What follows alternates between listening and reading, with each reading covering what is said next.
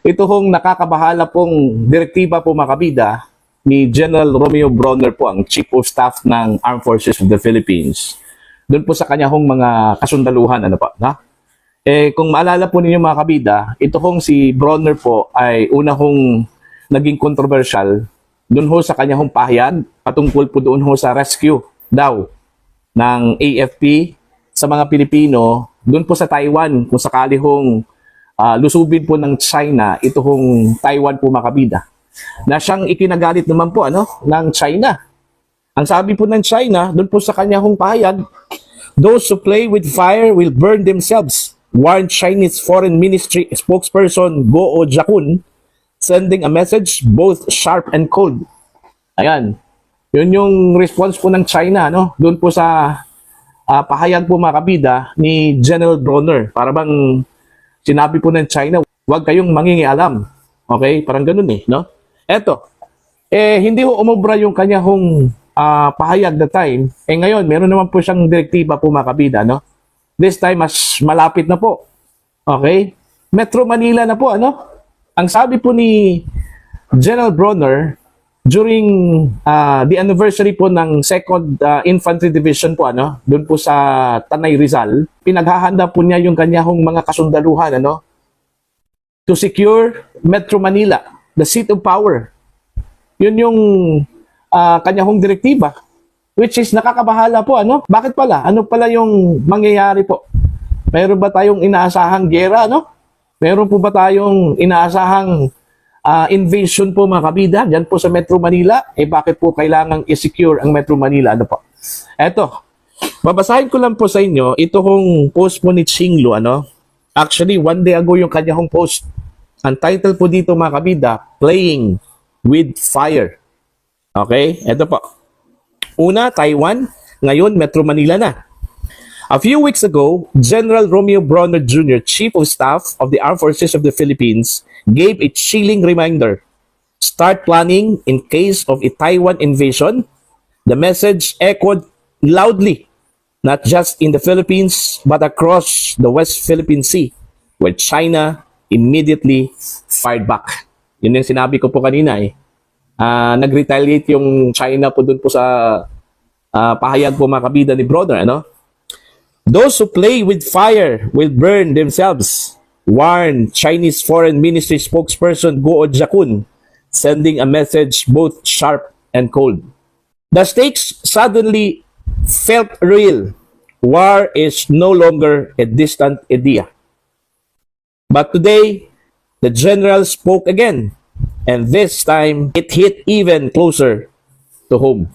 Ito na po yung defending, securing Metro Manila, At the 49th anniversary of the 2nd Infantry Division in Tanay Rizal, General Bronner addressed the troops with sobering words. Ito yung kanya hong sinabi. "Be prepared to secure Metro Manila, the seat of government.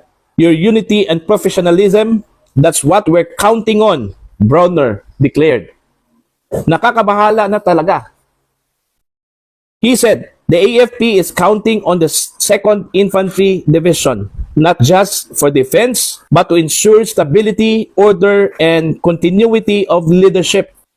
Ayun, gusto pala niyang manatili ito hong current government po mga kabida, sa kanila hong pwesto, po. "Their proximity to the capital makes them the first line of protection if chaos breaks loose." Teka muna. Sino palang kalaban po natin? Bakit po kailangan i-secure ang Metro Manila? Meron bang nagbabadyang invasion po mga kabida? Sino?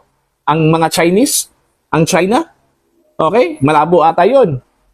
Bakit ho kailangan i-secure po ng AFP ito hong Metro Manila, which is the seat of power, the seat of government? Meron bang nagbabalak mga kabida na patumbahin ito hong gobyernong ito? Okay?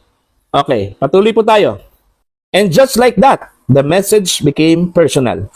No longer about Taiwan, no longer about disputed islands, but our own capital, our own democracy, our own future. Is this just a routine call for preparedness? Or is it a silent alarm for something bigger we don't see yet. One thing is clear. When a general starts talking about defending the seat of government, the nation should start listening. Ayan. So, yun yung tanong ko po.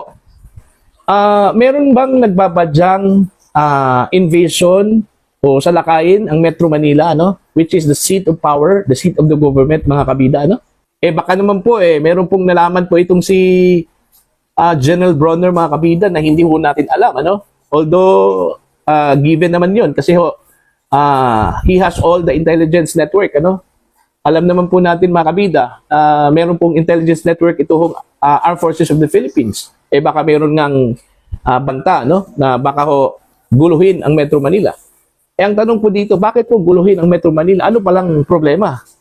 Ano?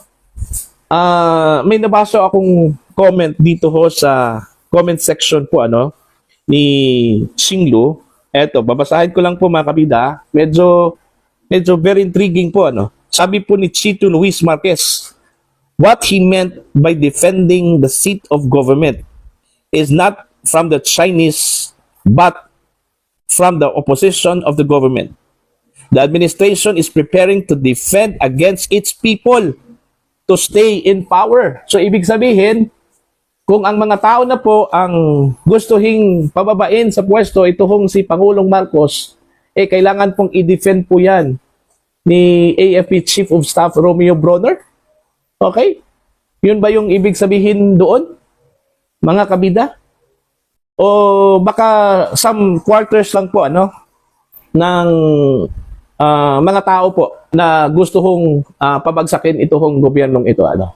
Pero kung ang argument po is to defend Metro Manila, which is the seat of power, from whom? From the people. Okay? Kung sakali hong magdesisyon ang taong bayan na tama na, stop na, PBBM. So, kailangan hong mag-resist ito hong mga kasundaluhan po natin. Di ba yung kanila hong pangunahing mandato po, mga kabida, is to protect and defend the Filipino people? Di ba? At alam naman po natin, mga kabida, na mas patimbang po ang boses po ng taong bayan, ng publiko, ano? Kaysa sino mang mga politiko dyan. May nababadyang gera ba? Pangalawa po, bakit ho i-secure po natin ang Metro Manila? Ano? Meron bang nagbabadyang sasalakayin ang Metro Manila? Kung meron po, sino-sino po yung nagplano kong salakayin ang Metro Manila? Ano po? Yun yung malaking tanong. Kasi nakakabahala po yan eh. Bakit nasabi ko pong nakakabahala po ito, nakakatakot po ito, mga kabida? Kasi ho, unang-una, hindi ho natin alam kung sinong kalaban. Okay? Basta bigla na lang pong nag-announce po itong si General Bronner na kailangan i-secure ang Metro Manila. Ano po? Alam nyo, pwede hong magpanik yung taong bayan po dito, ano? Lalong-lalo na po yung Metro Manila, mga kabida. Kasi ho, yun nga eh, hindi natin alam. Sino yung kalaban po natin? External ba o dito na po sa Pilipinas, ano? Kasi unang-una, hindi ho napabalita na meron pong threat po, ano? Dito ho sa Pilipinas, ano po? Yung mga tao po ngayon, busy-busy po, mga kabida, no? Sa kanila hong mga negosyo, ang iba, yung mga politiko, busy sa pangangampanya, no? Tapos bigla ho tayong nakakarinig ng ganito hong announcement, direktiba na kailangang i-secure po ang Metro Manila, mga kabida. Bakit? Kanino? Sino po yung kalaban po natin? Pero mas maganda, mga kabida, kung ipapalam yan ng armed forces sa publiko. Kahit man lang, malaman po natin at makapaghanda po tayo, ano, na meron palang ganito hong pangyayari po, ano po, mga kabida. Kaya nga, mapaisip ka eh, kung sa labas ba, galing ba sa labas yung threat or dito ho lang po sa Pilipinas.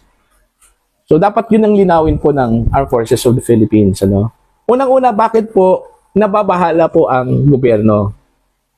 Okay, ang AFP. Unang-una po, ang lahat na po sa kanila eh.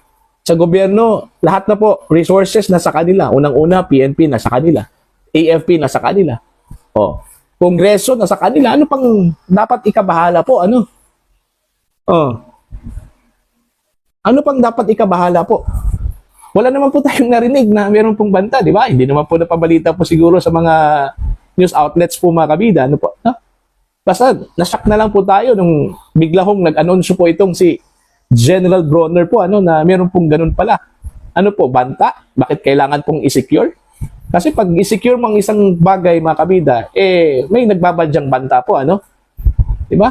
May banta po na posibleng lusubin or posibleng nakawin. Parang ganun ba? Di ba? So, anong ibig sabihin po ni General Bronner na kailangan pong i-secure ang Metro Manila? Dapat ipaliwanag po ng gusto yan, ano? Ng AFP. Para at least man lang malinaw po. Kasi dalawa kasi yung posibilidad eh. Unang-una po, yung possible invasion, ano? Or pangalawa, baka po guluhin coming from the internal, ano? Meaning sa loob po, yung posibleng gagawa po ng kaguluhan sa Metro Manila, no? Ako, duda kung totoo po yung sinabi po ni Bronner, mga kabida, na kailangan i-secure po yung seat of power, yung Metro Manila. Baka po may threat. At yung threat na yun is coming from dito sa atin. Sa loob lang po. Okay? Most likely, yung sinabi po ng commenter po, mga kabida, na baka coming from the opposition. Pero ano bang kakayahan po ng opposition to do that? Yun yung tanong ko po. Ano? Ano po bang kakayahan po ng opposition to do that? Unless siguro, kung meron pong mga armado, ano, baka po meron pong quarters po dyan sa AFP, ano, na medyo disgruntled. Meaning, baka po hindi na po gusto po yung mga nangyayari po, mga kabida. Baka yun yung pinaghahandaan po. Hindi naman po talaga may iwasan na may mga ganun eh. Di ba? May mga ibang pag-iisip. Meaning, iba yung kanyang prinsipyo, yung kanyang pananaw, ano. Hindi naman talaga lahat ng bagay magkapareho po yung pananaw po natin, ano po, mga kabida. Baka po yun yung pinaghahandaan po, ano? So, dapat linawin po ito ng Armed Forces of the Philippines. At least, ready po ang publiko sa anumang mga pangyayari po, mga kabida.